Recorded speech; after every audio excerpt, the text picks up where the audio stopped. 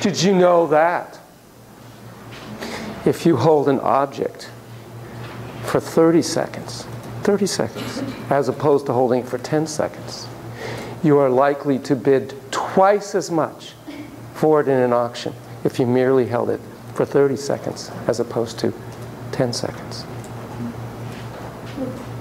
Connection. So I had this answering machine. Hello, you have 3 messages. Beep. Turns out I had 5 messages. It didn't take 2 of them. You know how long it took me to finally get rid of my codependency relationship on this machine just because I got connected to the voice? So Steve Jobs is in the hospital. He's dying. He's dying. He knows it. Everybody knows it. He couldn't stand the oxygen mask that he had. He didn't like its design. He had, in his whispering, dying moments, he is telling the nurses to bring him all the different models of oxygen masks that they have. They had 5. So that he could pick the one that aesthetically pleased him the most. That is a man whose deepest connection is to functional aesthetics. He couldn't stand the monitor on his finger either. I want you to think about one of the greatest moments of your life. And I want you to think about one of the worst moments of your life. Probably should do it the other way, actually. Always end with a positive. You know, someone says, do you want the good news or the bad news? Start with the bad news. End with the good news. Okay, so you're thinking about, let's start with bad, some bad moment in your life. And you're thinking about, after you get that thought, one of the best moments of your life. Anybody willing to share? It's okay if you don't. As I told you in the beginning, you never have to answer anything in here. But if anybody's willing to share, that's okay. Yeah. Is this a bad or worst? The worst one first. Okay. Well, it's actually probably a bad one. Okay. Well, my dad died, so probably be the worst. I got into a bicycling accident when I was in 1st grade and ran into a tree. And pretty much was immobile for about a couple weeks, and they said that if I wasn't wearing my helmet, I would have definitely been brain damaged. Okay. So that was really, really very moment. Right. I would say the best moment or a happy moment is giving birth to my son. So that day, that's the number one to go to. What time was it? It was May 5th, 2011 at 5:55 p.m. Yeah. April 2nd, Thursday, 3:16 p.m. Yeah. Somebody else? Probably my worst moment was One of them. when, does it have to be in childhood? No, it could be anything. So when I first got diagnosed, I had an MRI done on my brain, and the radiologist walked me to the doctor because he had to give me the results, and he told me I had MS, and I had nobody around. I had just broke up with my boyfriend, and I didn't know who to call, and I was like, felt utterly and totally alone. Yeah. And my best moment was, when my now fiance proposed to me. Yeah. It was crazy because in my mind I was like, this is life. Life is happening right now. Life is living. Obviously, my point is, your best moment, worst moment, if you analyze it, it has to do with connection and disconnection. The connection to the former self you thought you were, or health or life itself, or being connected to this life you create. I mean, it's all about that. Asperger kids, it's not that they're not connected. They're just not necessarily connected to us. They're real autistic kids. One of my son's friends is very Asperger-ish. And one of his favorite things to do, and he's a very, very, very good free diver. The place he feels most connected to is about 70 feet in the ocean, down below, with just that sense of pressure and vastness, and he feels extremely connected to that. Problem is, he's not connected to his partner who's counting on him to kind of watch for each other. Footnote about freedivers, I don't know if you know this, I didn't until recently. They have trained out the feeling of now I need to take a breath. You know that feeling? Usually for most of us after about 23 seconds. Hello, it's time to take a breath. Oh my God, oh my God. They have now transcended that feeling. They don't have that feeling. So it's very dangerous. The only way they know to go back up is not because it says, it's because, oh, I'm only good for 90 seconds. And now I'm at 48. And it's taking me 45 to get down here, so I better get up. And a dear friend of mine, his brother, was a free diver, that was practicing in a pool. Ooh, pool, 6 feet, whatever. He died because he was just because he didn't take his watch with him. He thought I can. Didn't take his watch, so he's down there, and they had no impetus to get up. Yeah, that's an aside. The real issue is Asperger kids. Of course, they're connected to all kinds of things. It might not be what we think they ought to be connected to. What's the most famous line in all of literature? Probably. It's okay if you don't, your amygdala is firing now, and so you're not going to be as accessible to all your hippocampus and prefrontal because you're now, oh my God, do I get it right, do I not get it right? Most famous line probably in all literature. Let me set the stage and you'll get it right away. This is supposed to be a skull. Thank you. And what is the line? To be or not to be? That is the question. What's he saying? Do I get connected or not get connected? That is the question. What's the other very, very, very, very, very, very famous line? And it's biblical. Father, why hast thou forsaken me? And what is that? Abandonment, disconnection. Footnote on that. Shame is when you seek connection and are rebuffed. You will feel shame. And if there's no rapprochement, you will feel humiliation. Shame is very different than guilt. Shame is a very limbic, deeply limbic feeling. Guilt has more prefrontal and acculturations and other aspects. Shame, little pumpkins can feel great shame. If they go, nyeh, nyeh, Mama goes, huh, they will feel shame. And if they keep trying and Mom goes, huh, or Dad, they will feel humiliation. The number one cause of homicide in the world is jealousy. And jealousy is fear of disconnection.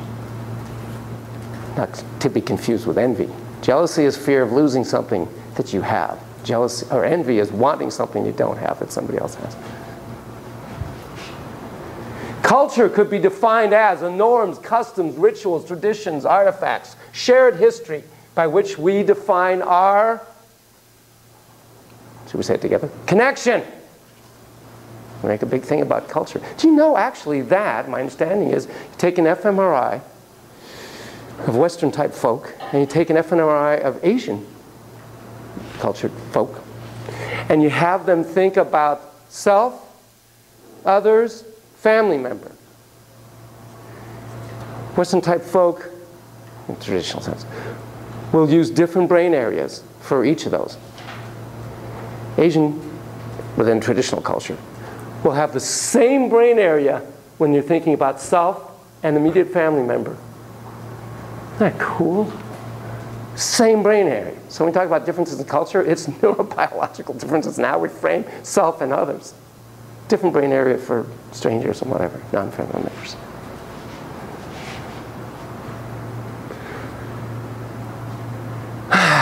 You know, by the way, that it's the same neuropath. I think we said this before. Of when you have a heartache, it's the same neuropath as if you've actually been physiologically hurt. It is very, very deep and very, very real. One of the most popular apps now is the, what is it? The one where you take a picture and then it goes away? Instagram. Yeah, Chad. And Instagram too, that's when we take pictures. Pictures are a way, of course, to feel connected to whatever it is you're taking a picture of, both here and in the future. Dreams, plans, aspirations is a way to be connected to future you. This little device is a connect-a-thon. It keeps you constantly connected, potentially connected. It says a little micro one-armed bandit. It's like this constant reinforcement. Somebody want me? Oh, there's messages. Oh, I can look at the photos. Oh, I can look at my... It's all about connection, and we are so addicted to these things. And little kids are so addicted to these things. It keeps you connected.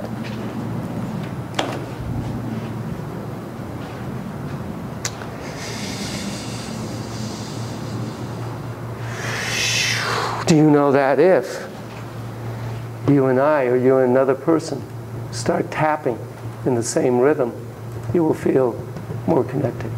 You want to feel connected? Just tap in the same rhythm. Little footnote, the only two species on the planet that have rhythm, real rhythm, is human beings and songbirds. Because songbirds have to use their motor areas, as do we, in imitating the sounds of language or song. You can teach dogs and other creatures to tap a certain way, but you change the pattern and they won't follow the rhythm because they haven't used those motor areas. Dancing, as you know, is a marvelous, marvelous way to feel connected. Or if you don't jive with your partner, it's a horrible, terrible. You'd much rather dance alone because you feel so dang disconnected and it's so frustrating. I already told you that nature's very smart.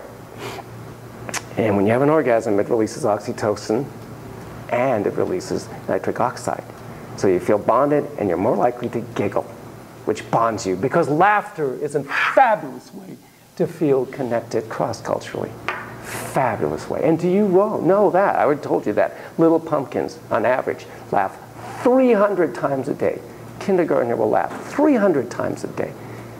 And you are more likely to laugh, 30 times more likely to laugh when you're in a social setting than when you're alone. It's a little bit like trying to tickle yourself as opposed to being with others or somebody else tickling you. 30 times more likely to laugh in a social context. Connection. Okay. I want you to do something really weird for a moment. Again, just be a moment, nobody's going to touch you. I want you to close your eyes for a second and just say the phrase, I'm home at last. I'm home at last. Okay, you can open your eyes. All right, so some of the substrates of all of this. Oh, I'm sorry. Joining a group that meets once a month increases your happiness by about the same amount as doubling your income, assuming you like the group you joined. I'm sorry. Mommy and me are one. Do you guys know about this research? I never can say this word. So you take a stethoscope. Is that the word? No. Flashes subliminally a message on the screen. It's like stethoscope. I want to say stethoscope, like stethoscope, but it's not. It's stethoscope. But whatever it is, it flashes an image in a subliminal level. And if you flash the phrase, mommy and me are one, subliminally, it's unbelievable. The shifts in neurotransmitters and it almost cures the common cold. Unbelievable the amount of positive results of just watching subliminally the flashing of mommy and me are one. By the way, you'll also change, if you're in a group, we're all here, and I show you two lines, one of which is clearly longer than the other. And you know it, depending on how much longer. You will actually change your perception of that line to accommodate the group so that you can feel part of this group. Even though it's clearly one is longer. And if the group says no, they're both equal, you're very likely to say they're both equal. And start seeing it that way. Perception is a very social phenomenon.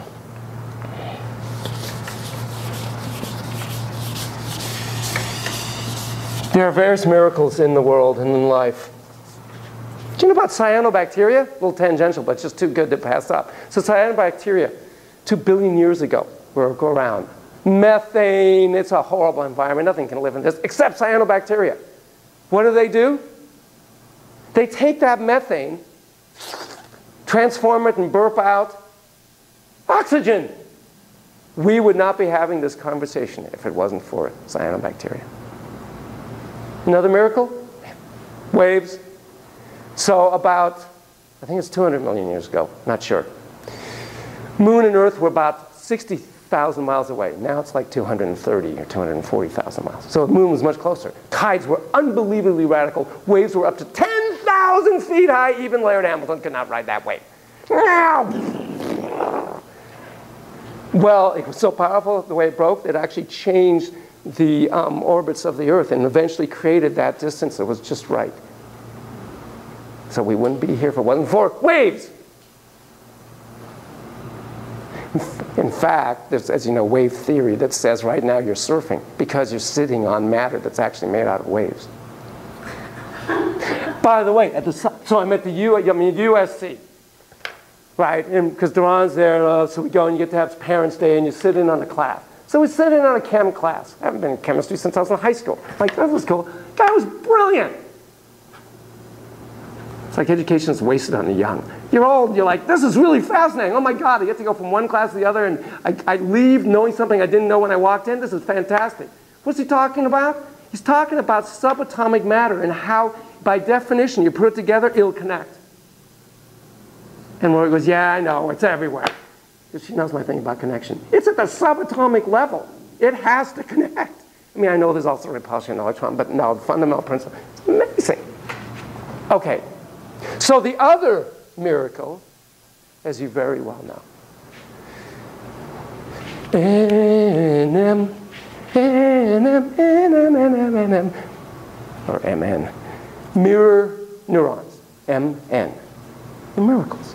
Discovered by some grad student in Italy researching monkeys, seeing that when he was doing something to one monkey, another monkey's brain area was identical, even though he wasn't doing it to that monkey. Ergo, prepare yourselves.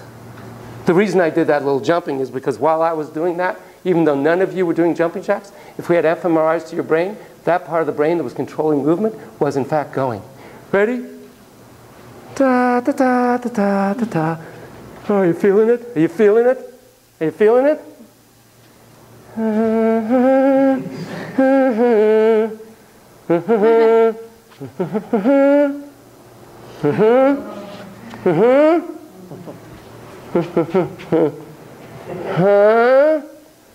Did you see it? You saw it. That's the greatest, simplest example of mirror neurons in action. So you're born. You're already born with a lot of different, quote, instincts or whatever. And one of them is that you really like light and you like movement, shapes and movement. Okay? Well, when your mom or dad, whoever, caregiver, looks at you and you look up at them, their pupil dilates to take you in. And tear ducts release a little bit of tear because you're just in love. You did that. I did that. You do that. You do that with your dog. What happens is, of course, it makes a more reflective surface on the eye. Literally, twinkle in the eye. Literally, a twinkle in the eye. Because now you have more black, which is more reflective. Now you have more liquid, which is more reflective. So that little pumpkin is more likely to look at you right in the eye, and you're in love. And they start to love you back. Because as you're looking at each other, oxytocin's flowing. Oxytocin goes into the breast milk and comes out and goes. That is so smart. At the inception of conception is connection, by definition. And it goes from that moment on. So we have this thing called a schema. Piaget, very smart man. Schema's a great idea. What a brilliant idea. Quick example. If I say 9, yeah, you think a number or whatever. Some of you remember an old Beatles album. I think it was on the White Album. There was a song, number 9, number 9, number 9. 91. Yeah, some association. You have any association 91? No. I have association old age because I'm getting older, so 91 to be old. Ah, ready for a shift? Ready for a shift? Simple. Ready? Ooh, 911. Ooh, emergency. Now you're starting to have a whole other associations. Now you know exactly where I'm going. 9/11. Now some of you are young enough to be kind of young when that happened. I actually was teaching this class. It was a Thursday, and 9/11 happened. Oh, none of us will ever forget that. Because we have a schema that involves all kinds of sounds, thoughts, feelings, images, etc., etc., etc., etc., etc. What was it like when you said, "I'm home at last"? Well, that. Well, I miss my mother. Okay. Feeling tones. What did you feel? Feeling as if I'm very comforted. Yeah. It's a schema. Home is a schema. Big, powerful schema. In fact, Jung would say it's an archetype. Archetypes are mega schemas. You have all kinds of deep associations to home. Especially when you say it quietly, "I'm home at last." Whoa. Woo! Huge. Huge stuff. So there's a guy named Chomsky. You know about Chomsky? Brilliant neuroscientist who's here at UCSD. What he's famous for is working with folks who are amputees. What we didn't realize is when you have your hand amputated or arm amputated, something going, you still feel it. We know that, phantom limb phenomena. Well, it turns out there's also a lot of pain. It's not just like, oh, I still feel it. There's a lot of pain. Can't get rid of it. It's awful. So very smart man. What he had, I don't know if you know about this, is they're wired correctly here. What it is it's a continuing of a wiring neurologically of something that really isn't there anymore. So what he does is he had this mirror technique, and you put your right arm and left arm in. I don't know exactly. I saw it on House, actually. They used this technique. And it confuses your brain. So now your intact left arm, you think it's on your right. And now it rewires your brain to think it's okay. There's no pain anymore because there's no pain here. Wow. Now he had a very interesting case where a guy comes to him and wants his leg amputated, even though it's a perfectly good leg, because it felt foreign to him. It felt, this isn't mine. Actually, it was from below the knee, I think, or somewhere. And it was, he wanted, I mean, it was, so what Ram figured out is in the body mapping schema, there's probably a missing link, like, for this leg. So that's why it feels foreign. So he did that same technique. Rewired, completed it. Guy's happy as a clam with both his legs. It's all about the mapping of how we map our schemas of ourselves. Yes, please. I'm curious what your thoughts are about the guy who just had the double arm transplant and how his brain is going to adjust to that. Great question. Depends how he maps it, what happens, I don't know. He might need Ramachandran. Kind of map it. You've got to map it. Now, this book I told you about, it's not going to, come on, not going to give me the whole photo. The self-illusion, there it is. Okay, you see this? And his point is that just like this, and I've told you this before, just like this inner square is an illusion based on these figures. The schema of self is an illusion based on a whole bunch of internalizations that start at what I call the yum-yuck continuum. When you are little pumpkin, the world is basically broken up into yummy or yucky. I'm yummy or I'm yucky. It's very amygdalated. And when that mommy or caregiver looks at you in your eyes, and you look back up and there is love, you feel very, very yummy. And you start making decisions very, very early on about your worth. Am I yummy? Am I yucky? And that in some ways stays there for the rest of your life. About how you feel, about who you are. So having resonance, empathy, as we've been saying, A sense of connection in this we-me continuum. You know, for the first 2 months of life, you don't even discriminate between your senses. It's the same input between sound, sight, feeling. It's all one globule. Oh my God. Then you start differentiating. You're a we. There's no me yet. Then there starts to be the birth of a me that's separate from the we. The sum that says you're building these little corners like of this illusion of self. By the time you're 2-ish, there's much more of a we/me. What is the first word of self? No. Yes, we're together. No, we're separate. I'm different from you. You like red? I don't. I don't want those shoes. No. Terrible twos. Really important developmentally. Hopefully you feel safe enough in the we to be able to say, I'm a me, separate from the we. We, me, we, me, we, me, we, me, we, me. All development can be looked at just from that schemas of we, me, moving to me, we, me, we, me, we. By the time you're a latency, by the time you're a teenager, it's like me, not we. Me, not we. Whole trajectories based on that one phenomenon. And that's why empathy is so fundamental in all of this. Okay?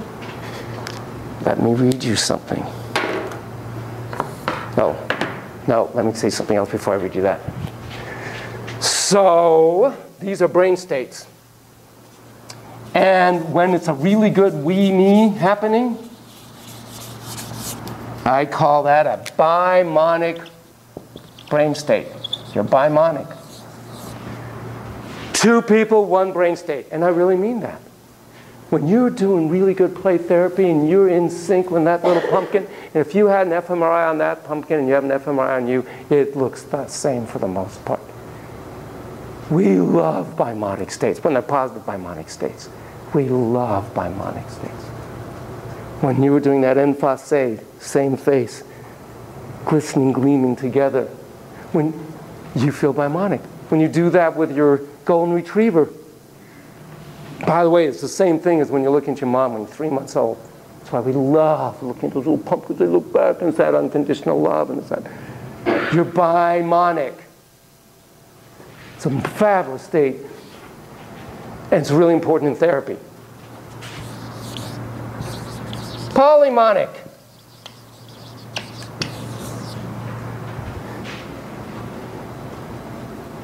You're at the Chargers game. You love the Chargers along with the rest of the crowd, the 50,000 people there, and they just made a touchdown. Polymonic state. You see those Budweiser commercials, you know, in the ads, and the yeah! Polymonic state. Maybe you'll love U2, as you know, I love the Stones. I've gone to, if they're within 200 miles of this place, I'll go see them. Oh my God, 50,000 people going, yeah, woo, brown sugar. Oh my God, polymonic state. You love that state. Polymonic state.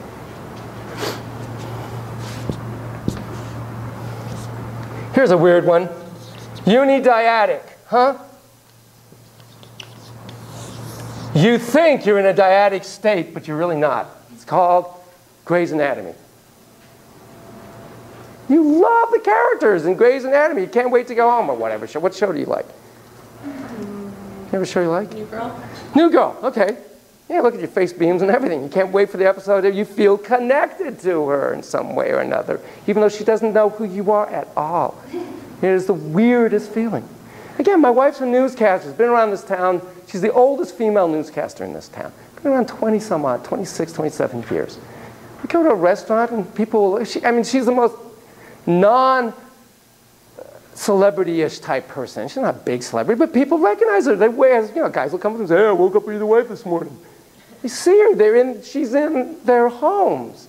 So they'll come up to her and say, oh, hi, I love your work. Will you take a picture with me? It's just so weird to her. And they say, you're in their homes. They have a unidyadic relationship with you. They feel as if they know you, as if you're part of their lives.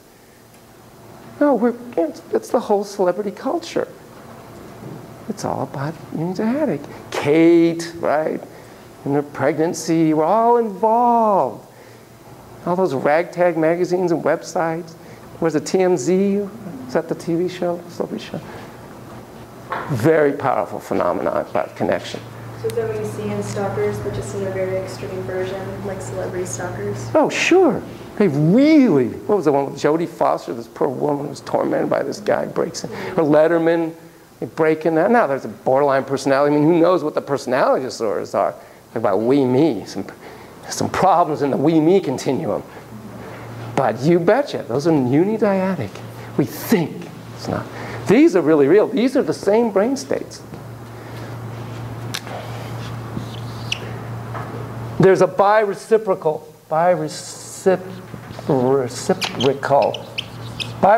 relationships are what we have. You and I have a bireciprocal relationship. Again, in fact, I tried to break the mold on that because I tried to get you to call me Yanon. In the bireciprocal relationship, you're supposed to call me Professor or Dr. Volcani or something. It's the acculturated norm of relationships.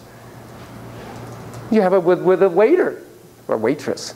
There's a certain protocol about the acculturation. With a store clerk when you go in. You'll also have it in couples, in any relationship, in friendships. It becomes very patterned, very predictable. I told you about 69%. Did I tell you 69%? Very quick, 69%. This is Gottman's research. Fabulous. 69% of conflict. All relationships have conflict. 69% of the conflict within most relationships, you and your boyfriend, you and your husband, me and my wife, whatever's, you and your dog, whatever's, is absolutely, totally, eternally unresolvable. You're never going to resolve those conflicts, particularly the important ones that hit the core schemas, core belief structures, to use CBT talk. Never going to resolve it. Ain't going to happen. So the difference between the masters, and look at that look, I don't know whether you're pleased or discouraged at the same time. It's like, I'm impressed and depressed. Now what? Well, the whole assumption of marital therapy, at least used to be, increased communication to resolve conflict. Forget it. It's never going to resolve. Holy shanoli. The difference between the masters and disasters of marriage or any relationship is not whether or not they're going to resolve the conflict, of course, because they're not. More than 2/3. It's how they manage it, of course. And of course, the ones who are the masters manage it with compassion, which is another word for empathy, which is another word for connection. That they have compassion. They have really true understanding of the other person's position. And it gets to the point where they can actually have levity. They actually be light about it. And it's kind of like if Rembrandt painted this room or if Picasso painted this room, very different paintings. Neither one of them are wrong. See, the problem it's not the vive la différence. You try to talk the other person into your position. It shouldn't be a Rembrandt, Picasso's right or vice versa. When you have conflict, the first thing that gets triggered, what part of the anatomy gets triggered in your brain? Right, what happens? Empathy blocks off. You do one of 4 things at least. You become 1, defensive. No, it's not. Da, da, da, da. 2, you become offensive in at least 2 ways. 1, you become critical. What? That's ridiculous. Da, da, da, da, da. Or 2, worse yet, you become contemptuous, which is criticality plus superiority. What? That's ridiculous. Nobody would do that. Jesus. That's disgusting, by the way. It's the most poisonous thing in a relationship is contempt. Or 4, what do? Yeah, fine, whatever, sure. You just avoid. You just withdraw. Fine, go ahead, do it. I don't care. Not good in a relationship. I realize it's not just in personal, relationships of this sort. It's in all relationships. It's in relationships, of course, to kids. And by the way, it's in the relationship to yourself. There are going to be things inside of yourself that are never going to be resolved, that you don't like. So you better have compassion and some levity. One of the little issues, so I started watching, like in Rory and my relationship. She's a light lever on her. I'm a fanatic, as you know, I'm a fanatic light turner offer. I turn off all these screens, not because I'm money or anything like that. It's because of Mother Earth. It's a core belief in me about being responsible. We are borrowing our great-great-great-great-great-great-great-grandchildren's earth, all that stuff. She's had an experience in her life where I now get why she keeps lights turned on. It's a core thing for her. She's not just being flippant, so to speak. I wish she would flip out. So I have made a commitment. Never again in the history of our relationship will I say, honey, turn off the lights with that little foof in it. I got it. And in fact, when Dawn and I were in Hawaii this last time, I wrote her a little card or something, text, of course, not a card. And I said something about, I bet the house is so bright right now.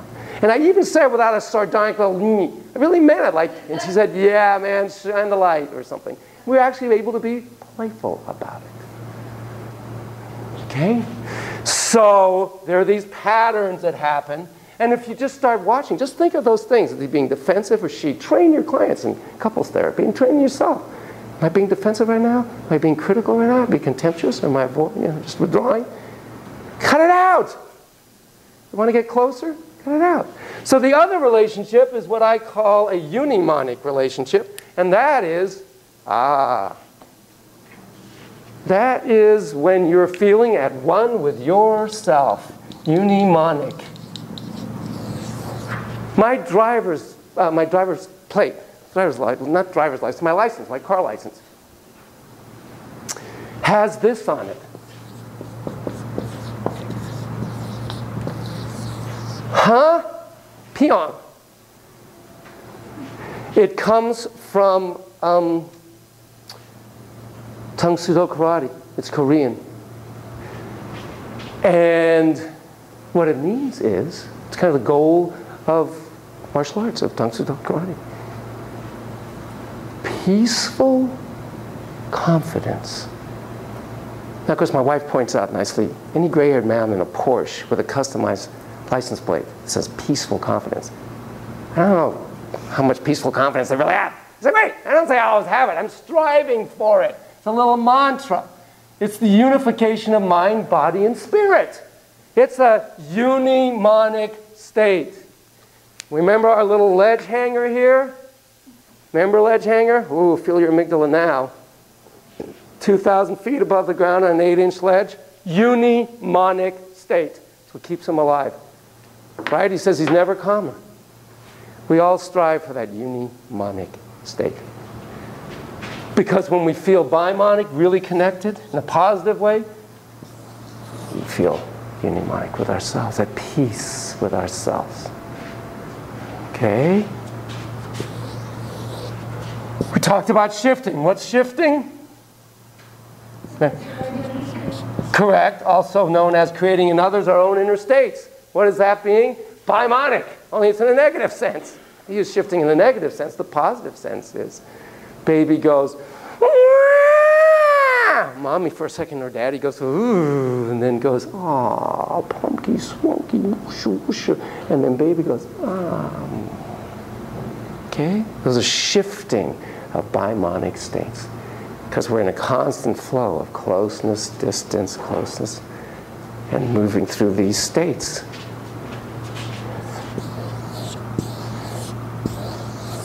Okay? When you're doing good therapy, as I say, you're doing a lot of this. And the techniques we're going to be finally launching into for the rest of this term really are ways of striving to have you and the little pumpkin, at least at times, not all the time, of course not, at least it'd be nice in any given session, any given 45-minute session, if you can do a full 20 seconds of true bimonicism, you're giving a gift to that little pumpkin. It might be the only 20 seconds in that little pumpkin's life when he or she feels what I'm calling bimonic with an adult. Hopefully they feel it more with their pets. That's why we feel bimonic with our pets. But if they can feel it with another human being, an adult, where they can think, feel, say anything, and do just about anything, with a resonating adult, through this gift that we call play, which is a misnomer, but we'll get to that, that's an incredibly healing experience. Okay? Okay. Any thoughts, feelings, fancies, reactions before we stop? And it's okay if you don't. Okay. We're good. You get the sense of what I'm talking about. You get the sense of it. I want you now to go out and notice how connection is truly the staff that holds the symphony of our lives. You'll just notice it. You'll start noticing it everywhere. Go have a nice bimonic, unimonic week, feeling connected to self, other, and the world. Ciao.